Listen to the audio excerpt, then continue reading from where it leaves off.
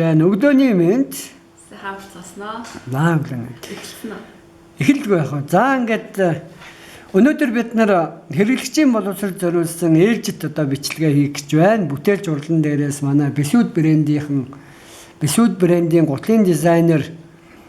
За гутлын дизайнер гэдэг нь одоо загвар зохион бүтээгч баг. Тэгэхээр гутлын загвар зохион бүтээгч арьссан эдлийн одоо мэрэгжилтэн манай сайн баян та бүхэнд мэдчилж байна. Баярлалаа. Хамт цаснаа. За өнөөдөр сайн баян хэдүүлээ эхлээд манайд ямар гутлууд ирснийг нэг танилцуулаач. Одоо ямар хүүхдийн гутлуудыг та бүхэн хэрэглэгчдээ санал болгож байна уу? За тэрийг нэхлээ харчээ.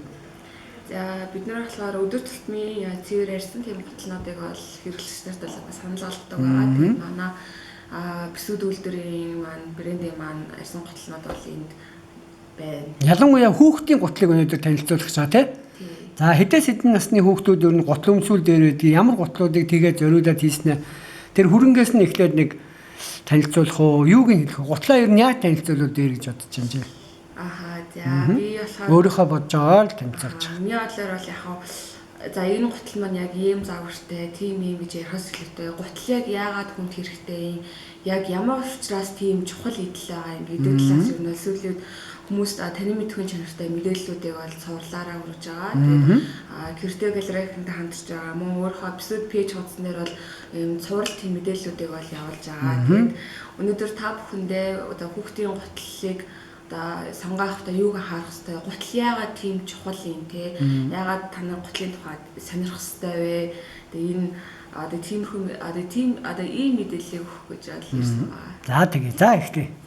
За гутал гэдэг маань болохоор хүмүүс бол аксессуар гэж ярьдаг л та. Гэхдээ гутал гэдэг маань аксессуар гэхээсээ илүү хүний одоо эрүүл мэнд талаас бол маш тийм чухал идэл байгаамаа. Яагаад тэгэхээр хүний хөл гэдэг маань толгойд эртэн шүү дээ. Одоо хөл маань яг ямар үүрэг зорилттой вэ гэхээр мэдээж алхаж хөдлөх гişх үед бол хүний бол толгойд эртэн мөн. Гэхдээ хамгийн гол чухал үүрэг гэдэг маань хөл гэдэг маань одоо алхаж гişх явах үед одоо хүнд бол толгоор олоод тэр тарих нугас тэр 500 эд эрхтнүүдийг одоо бүх одоо хүний биеийнхээ хөлнөөс дэш бүх идэл одоо эрхтнүүдийг болохоор ингээд дөрвөлтөөс хамгаалж өгдөг тийм чухал үүрэгтэй байгаа. Тэгээд тийм болохоор маш тийм чухал эд эрхтэн байгаа. Тэгэхээр та бүхэн бол хөлөндөө бол их анхаарал тавьж одоо хөлийнхаа эрүүл мэндэд бол их анхаарах нь бол юм их зүйтэй. За зөв ойлголоо. За яаж анхаарах вэ? Гутлын жишээлбэл бидний тэр эрүүл байдлыг яаж дэмжих вэ? Одоо за гутал дээр гэх юм бол одоо гутлын одоо идэл одоо юунууд нь одоо эд анги гэх юм одоо эд анги бол өөр гэсэн тийм чухал үүрэгтэй байгаа. Жишээлх юм бол за энэ гутлыг харлаа гэж бодоход энэ хамар хатуулгатай, өсгий хатуулгатай, цэврийн ярьсан ийм зузаан одоо энэ өсгийтэй одоо байгаа хгүй. Тэнгүүт эд жишээлх юм бол одоо энэ өсгий хатуулга гэж байлаа гэж бодоход энэ болохоор одоо хүлд орж эхлэнэц хүүхдэд бол гутал өмсгдөг шүү дээ. Энэ болохоор ямар очтой юм бэ гэхээр хөлийн тэр нөгөө нэг өсгийн байрлал тэр булчин шүрмстэй хөлийг бол тийм одоо морфологийн тэр зөв байрлалд хөгжүүлэхийн тулд одоо энэ 100 цагийн хатуулгатай бол гутлыг өөрөөр хэлбэл ийм пальписийн хөлтэй байх уу? Ямар шуухан хэлбэртэй хөлтэй байх уу гэдэг нь тэр 100 цандаас хамаатай байна те. Одоо алхах гişх үед одоо яг зөв алхах гişлтэй байх. Тэгээд өсгийн одоо зөв хөгжилтэй. Одоо жишээл өсгөө ингээд одоо буруу хөгжилтэй байгаа цаа муурай байснаас болж одоо энэ хөлийн сөхлөг ном хэсэг бол буруу хөгжилтэй болдог. Одоо энэ хөлийн одоо энэ ном хэсэг нь одоо буруу хөгжилтэй одоо булчин шүрмс нь одоо хөгжил салтай байх юм бол одоо хөлийн эмгэгүүд уул хавтаарх өвчин бол үүсэх магадлалтай байдаг. Тийм.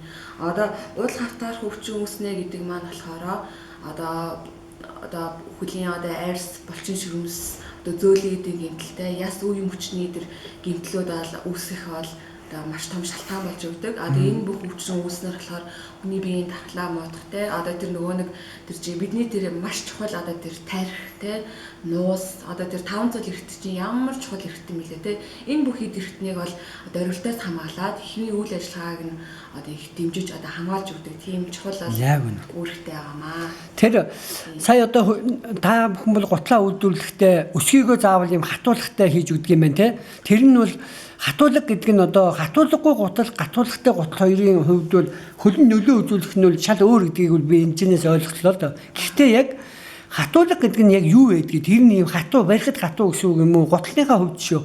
Тэр нь юу гэсэн үг вэ? Тэр хэсгийг нь жоохон тулгуурлаж өгөөч. Хүн гутал авах үедээ миний энэ гутал гатуулагтай байна үгүй гэдгийг бол барьж үзээд мэдхүү эсвэл яаж үзэж мэдхий? Ерөөхдөө ийм битүү гутлнууд болгон бүгд ерөөхдөө хатуулгатай байгаа. Тэгээ манай гутлын хувьд болохоор хатуулгаа нөгөө нэг ширэн зузаагаар одоо хийдэг байгаа. Тэгэхээр айр шир гэдэг маань өөрөө амьсгалдаг материал. Одоо хүний хөлийн одоо хөлөөс ялгарч байгаа тэр хөлс одоо бидний чиг гэж яриад байгаа тэр хөлсийг өөртөө шингээгээд тэгээ цаашаа гадагшлуулаад тэгээд агаар чигийн салтай маш сайн явуулдаг тийм чанартай материал байгаа. Тэгэхээр энэ ширэн зузаатай учраас одоо зарим гутлуудыг өмсөөл бол хэлбэрээ алдаад ингээд суучдаг шүү дээ. Суусан жажгаад тийм суусан зузаатай гутал бол их үзмжгүй харагддаг. Тэгэхээр энэ бол хэлбэрээ алдахгүй тэгээд амьсгалтай материалаар хийсэн байгаа. Суун гэдэг чинь ул руугаа ингээд нэг помбигоод гараад ирэхийг хэлж байгаа тийм. Хэлбэрээ амхан алдаж байгаа юм шиг. Зөв. Тэгээ хамар хатуулга бол хүний хөлийн хуруунуудыг хамгаалах үүрэгтэй. Тэрнээс гадна бол гутлын хэлбэрийг бол хадгалахад бол чухал үүрэгтэй байна. Яг үнэ. Тэр дунд нь байсан нэг ном төмрөө ярьж өгөөч. Наад чи бас ном төмөр байгаа те? Байгаа тийм. Одоо энийг болохоор мэргэжлийн хэлгээр эврэг гэж ярьдаг. Гэтэ хүмүүс бол ном төмөр гэдгээр илүү сайн мэддэг. Энэ гутланд бол ном төмөр бол зайлшгүй байх шаардлагатай. Энэ ном төмөр одоо эврэг гэдэг маань болохоор хүний хөлийн онцлог нь бол амьтны хөлнөөс ялгарх гол онцлог нь бол ийм номон одоо ийм хартгаа биш ийм номон байдаг. Одоо энэ номон байдал нь болохоор хүний тэр нэг тарих тэр 5 цул тэр нугсыг хамгаалаад байгаа тэр гол тэр хөдлөгч дөргөлтөөс онцлог нөхгүй. Тэгэхээр хүний хөл энэ номон хэлбэрэл энэ хүнхүр эсвэлэг хэлбэрэл хадгалж явах нь бүр маш чухал. Энэ бүр хамгийн гол чухал. Тэгэхээр хүүхдийн гутлыг одоо эврэхтэй одоо ийм гутлыг өмснөөр бол хүүхдийн хөлийн тэр ном бүтцийг маш зөв хөгжүүлж байгаа. Тэр булчин ширмсийг бол маш зөв хөгжилтэй хөгжүүлээд дээрэс нь хэлбэрийг хадгалж өгч байгаа бол гол онцлогтой. Ер нь одоо хүүхдүүд бол хэдэн наснасаа хойш ийм номтой, хатуулагтай гутлуудыг өмсч эхлүүл дээр бол монголчууд ер нь уламжилтаа ямар байсан юм бол тэр талаас бас хэлж өгөөч. Ер нь бол гутлыг бол яах вэ? Хүлд орж эхэлсэн цагаас нь бол гутлыг л өмсөх хэрэгтэй. Тэгээ хүүхдийн гутлын ном бол том хүнийхээ бодвол арай өөр л дөө. Тэгэхээр яг хүүхдэд зориулсан тийм эврэгтэй байгаа. За гутал маань өөр юунаас бүрддэг юм бэ? Сая ингээ 3 гол зүйлийг хэллээ. Арьс үндсэн арьсыг хэллээ. Өөр ер нь юунаас бүтгөө? Нэг ойдлын утас байх шиг байна, үдээс байх шиг байна. Тэр талаас нь ингээ өөр юм бүтцүүдээс нь тайлбарлаж өгөөч. Яагаад чухал болохыг нь бас гутлын эдлэгээн тэгээ бас хэрэглээнд яагаад чухал болохыг нь. За ер нь бол ойдл утас үдээс эдэр маань ихэд ер нь бол загвар дизайн тэр загварын чиг хандлагатай болоод илүү холбогдоод явчихна. Яг харагдах одоо гуталчин эрүүл мэндэд хамгийн чухал гэж байгаа. Дээрээс нь үзэмжтэй гой сайхан байх хэрэгтэй. Тэр үднээсээ бол гутлын хуваалтууд бол их чөлөөтэй л доо. Ямар л ямар яж болно. Яг үндсэн яг юм маань гэх юм бол сайхан хатуулгацтай, цэвэр ярьсан байх шаардлагатай. Тэгээд мөн бас өсгийн тал дээр би ярих юм бол хүүхдийн гутлын өсгий бол энэ улныхаа зузааныг оруулаад 1 санжаас багагүй байх ёстой. Тэгээд дээдл нь бол 25 мм-ээс бол дээшгүй байх ёстой. Энэ бол яг стандарт яг одоо хөлийн одоо хөгжлийг яг зөв байрлал байлгах бол тохиромжтой стандарт хэмжээ байгаа. Том хүний гутлын хувьд бол 40 мм-ээс дээшгүй, тэрнээс доош ч юм уу. Ер нь бол дундаж бол цохимжтой өндөр нь бол тийм байдаг. Зөв. Одоо манай Монголд ийм гутал судлалаар ер нь монголчуудын одоо хөлний онцлог тэгээ Монголд байгаа одоо энэ гутлын дизайнерууд дундаас гэдэг юм уу эсвэл эмч мэрэгчлэтнүүдтэй хамтраад ийм гутлын одоо судалгаа хийсэн тийм монгол эрдэмтэд хэн байна? Эсвэл одоо та бүхэн ч гэсэн бас ийм судалгаа хийдэг байх. Тэгээ тэр судалгааг ер нь хэрэглэгчтэйгээ хамтарч одоо хийдэг тийм эхлэлүүд ер нь тавигдсан байна уу? Тэр талаар мэдээлэл байна уу? За манай гутлын салбарын хувьд бол ер нь бол бусад улсын одоо салбаруудыг бодвол арай хожуу бол үүссэн л дээ. Одоо жишээлбэл 1911 оноос хойш ардын хувьслаас хойш одоо ер нь бол монголчуудад үйлдвэрлэлийг хөгжүүлэх нь бол манай улсын хөгжлийн гарц юм гэж шийдээд хамгийн анхны нээсэн тийм жижиг цэхүүдийн нэг бол манай гутлын арсэдлийн салбар байгаа. Тэрнээс хойш бол гутлын үйлдвэр маань явагдаад социализмын үед те арчлаас өмнө бол манай гутлын үйлдвэр бол маш эрчимтэй бол хүчрхэг хөгжиж явсан байна. Одоо болохоор манай Монголд бол гутлын үйлдвэр гэж улсын гутлын үйлдвэр гэж яахгүй дандаа жижиг дунд үйлдвэрлэлүүд бол голчлон байдаг. Тэгээд гутлын дизайнеруудыг бэлтгэдэг сургууль гэх юм бол Урлах Эрдэм дээд сургууль байгаа. Тэгээд маш олон жил гутлын арсэдлийн дизайнеруудыг бол мундаг дизайнеруудыг бол бэлтжиж байгаа тийм сургууль байгаа. Тэгээд судалгааны хувьд гэх юм бол жил болгон яг оюутнуудын эрдэм шинжилгээний хурлаа болдог. Тэрөөр бол оюутнууд судалгааны ажлуудыг хийгээд ном документууд бол хэвлэгдсэн байна. Тийм үү. Яг Монгол улсын хэмжээнд бол тийм том жилдээ болдог малчдын зөвлөгөөн Нягтлан бодохын одоо юу гэдгийг олон улсын хуралч гэдэг юм уу тэр шиг юм бол хараахан гутлыг гэдэг дээрээ бол удаагүй л байгаа юм тий.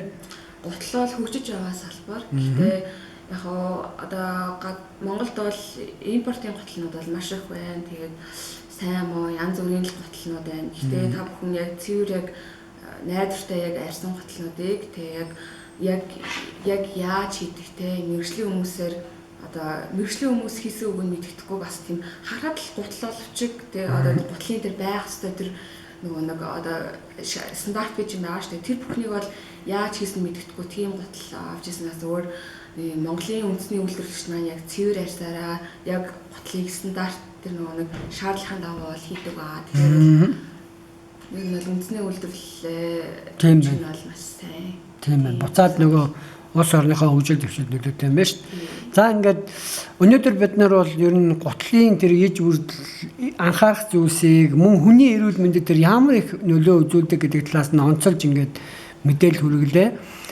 Би ер нь гутал худалдаж авахдаа өөрийн чинь хувьд ч юм уу ер нь ийм гутал худалдаж авахдаа бол юу анхаарах вэ гэдгийг сая ингээд бид нар бас аль болох ойлгуулахыг хичээлээ шүү дээ, тийм ээ.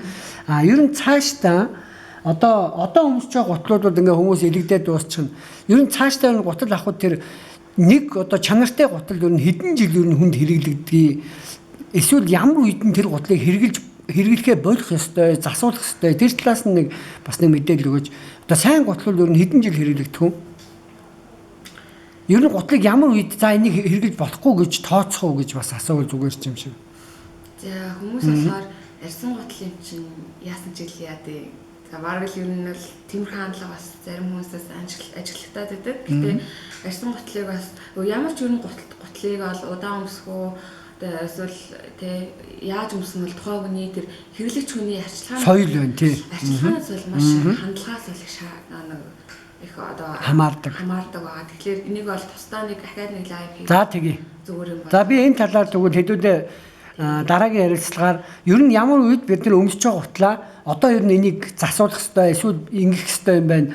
Бүр энийг өмсөж болохгүй юм байна гэдэг юм онц тавья тийм ээ гуталтай онц тавья. За баярлалаа. Сайн баяндаа ажлын амжилт хүсье. Мөн манай бүтээлч урлагийн одоо хамтрагч байдагт бид бүхэн баяртай байна. Монголын нөө үндэсний түүхийн эдүүдийн нэг нь бол яа харахгүй арьс шир байгаа тийм.